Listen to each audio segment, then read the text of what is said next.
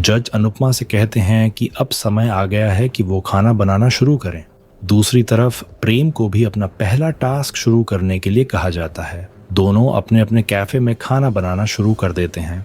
इधर दोनों परिवारों की नजरें सिर्फ अनुपमा और प्रेम पर ही टिकी होती हैं। कुछ देर बाद अनुपमा समय खत्म होने से पहले ही अपना खाना तैयार कर लेती है। दूसरी तरफ प्रेम भी अपना डिश बनाकर तैयार कर देता है। अनुपमा अपने हाथों से उस बुजुर्ग व्यक्ति को खाना परोसती है, जबकि प्रेम अपने सामने बैठे लड़के को खाना देता है। जैसे ही वो लड़का खाने की खुशबू महसूस करता है, उसके चेहरे के भाव बदल जाते हैं।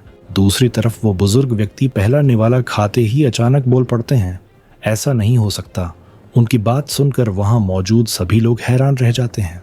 अनुपमा घबराकर पूछती है कि क्या हुआ। तब वो बुजुर्ग व्यक्ति इमोशनल होकर कहते हैं कि उनके जीवन में आखिरी बार ऐसा स्वाद उनकी पत्नी के हाथों में था। वो कहते हैं कि तुम्हारे खाने में मेरी पत्नी के हाथों का स्वाद कैसे आ सकता है। ये कहते हुए उनकी आंखें नम हो जाती हैं। वो अनुपमा के सामने हाथ जोड़ लेते हैं और कहते हैं, आज तुमने मुझे मेरी पत्नी की याद दिला दी। ये सुनकर शाह परिवार खुश हो जाता है। अनुपमा उनसे कहती है कि जब भी उनका मन करे वो यहाँ आ सकते हैं और वो हमेशा उन्हें अपने हाथों से खाना खिलाएगी। दूसरी तरफ प्रेम के कैफे में भी सभी लोग रिजल्ट का इंतजार कर रहे होते हैं। तभी वो लड़का खाना खाते ही कहता है कि ये बिल्कुल वैसा ही स्वाद है जैसा उसकी अम्मा बनाया करती थीं। वो कहता है कि उसे अपने घर और अपनी माँ की बहुत याद आ गई। ये सुनकर प्रेम भी इमोशनल हो जाता है। सभी लोग प्रेम के लिए तालियां बजाते हैं। राही, श्रुति और पूरा परिवार काफी खुश हो जाता है कि प्रेम का खाना भी उसके ग्राहक के दिल तक पहुंच गया। इधर जज अनुपमा की तारीफ करते हुए कहते हैं कि वो व्यक्ति किसी से बात तक नहीं करता था, लेकिन अनुपमा के खाने और ममता ने उसके दिल के दरवाजे खोल दिए। जज कहते हैं कि खाना सिर्फ भूख नहीं मिटाता, बल्कि इंसान के दर्द को भी कम करता है, और आज अनुपमा ने यही कर दिखाया है। इसके बाद जज अनुपमा को अगले राउंड के लिए चुन लेते हैं। पूरा शाह परिवार खुशी से झूम उठता है। वहीं दूसरी तरफ जज प्रेम से कहते हैं कि उसने अपने ग्राहक को समझा और उसके दिल तक पहुंचने की कोशिश की। इसी वजह से वो भी अगले राउंड के लिए चुन लिया जाता है। इसके बाद दोनों को सर्टिफिकेट दिए जाते हैं। दोनों परिवार काफी खुश होते हैं। अनुपमा मन ही मन कान्हा जी का धन्यवाद करती है और सोचती है कि अगर सिर्फ वो जीतती तो उसे इतनी खुशी नहीं होती। उसे अच्छा लगता है कि प्रेम भी अगले राउंड में पहुंच गया। तभी जज दोनों कैफे की तारीफ करते हुए कहते हैं कि अगर प्रेम और अनुपमा एक साथ काम करते तो अहमदाबाद में कोई भी कैफे इनके सामने नहीं टिक पाता। एक तरफ अनुपमा के पास अनुभव और ममता है, तो दूसरी तरफ प्रेम के पास नई सोच और नई टेक्निक है। ये सुनकर सभी लोग हैरान रह जाते हैं। जज आगे कहते हैं कि आने वाले राउंड और भी मुश्किल होंगे और अब असली मुकाबला शुरू होगा। इसके बाद अनुपमा प्रेम को बधाई देती है और कहती है कि उसे खुशी है कि वो भी आगे बढ़ गया है। प्रेम भी धन्यवाद कहता है। तभी श्रुति ताना मारते हुए कहती है कि आज जितना खुश होना है हो लो, क्योंकि आगे सिर्फ हार ही मिलेगी। श्रुति कहती है कि हर बार ममता काम नहीं आती। तब अनुपमा मुस्कुराकर जवाब देती है कि ममता हमेशा उसके साथ थी। वो कहती है कि इंसान को सिर्फ कर्म करना चाहिए और फल की चिंता कान्हा जी पर छोड़ देनी चाहिए। अनुपमा की बात सुनकर सभी लोग शांत हो जाते हैं।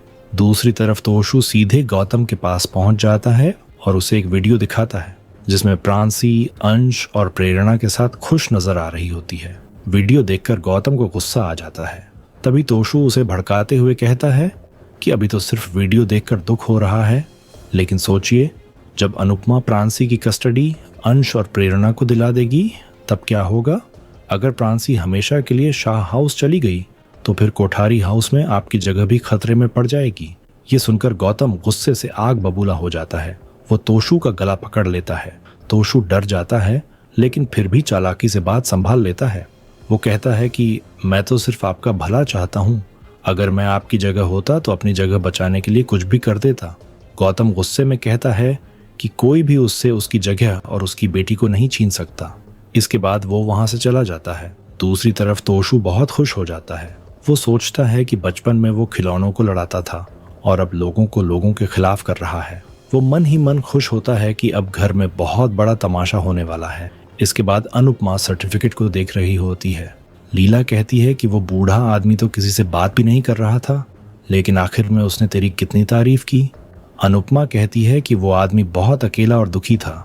माही पूछती है कि आपने उनसे खाने के बारे में कुछ भी नहीं पूछा, फिर आपको कैसे पता चला कि उन्हें क्या पसंद है? तभी किंजल कहती है कि मम्मी ने उनसे एक शेफ बनकर नहीं बल्कि माँ बनकर बात की थी। अनुपमा मुस्कुराकर कहती है कि कई बार इंसान के दर्द को समझना ही सबसे बड़ी रेसिपी होती है। बाबूजी कहते हैं कि चाहे मन दुखी हो या शरीर, अनुपमा को हमेशा पता चल जाता है कि किससे किस चीज़ की ज़रूरत है। वहीं दिग्विजय भी अनुपमा की तारीफ करते हुए कहते हैं कि जिंदगी के हर दर्द पर लोग ताले लगा लेते हैं, लेकिन अनुपमा जी के पास हर ताले की चाबी है। ये सुनकर सभी लोग खुश हो जाते हैं। इसके बाद परिवार वाले अगले दिन की तैयारियों की बात करने लगते हैं। बाबूजी बताते हैं कि कल संगीत और मेहंदी दोनों की तैयारियां करनी है। सभी लोग खुश हो जाते हैं। तभी ईशानी कहती है कि उसे समझ नहीं आ रहा कि प्रेम कैसे चुन लिया गया।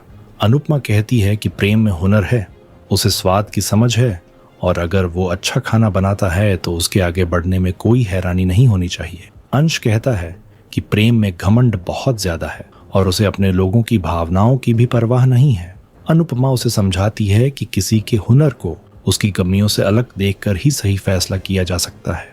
इसी बीच दिग्विजय पूछते हैं कि प्रांसी कहाँ है। प्रेरणा बताती है कि वो सो रही है। अंश कहता है कि वो चाहता है कि प्रांसी एक दिन और शाह हाउस में रहे क्योंकि कल संगीत का फंक्शन भी है।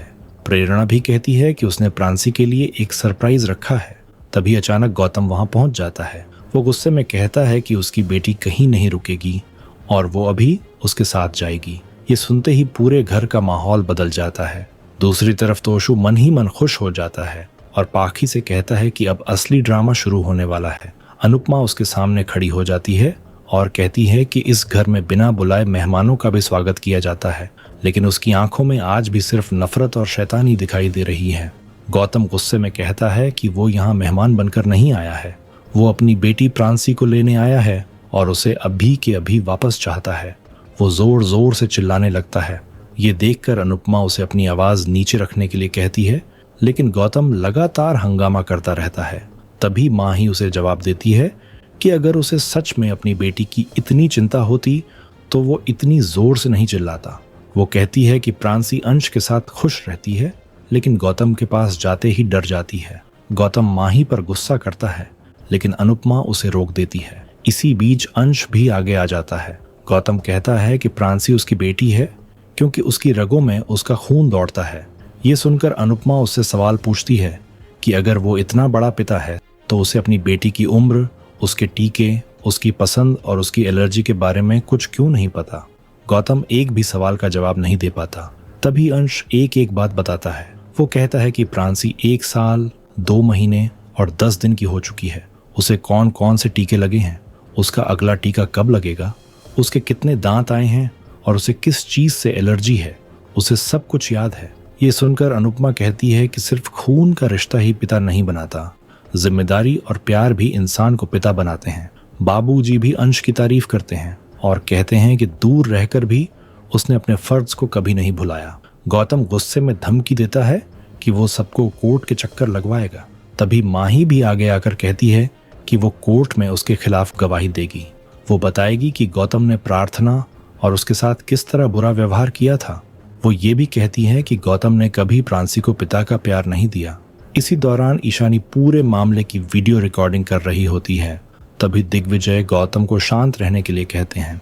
वो मजाक में पंखा चालू करके कहते हैं कि उसके दिमाग की गर्मी को थोड़ा ठंडा करने की जरूरत है। दिग्विजय गौतम को 3 सलाह देते हैं।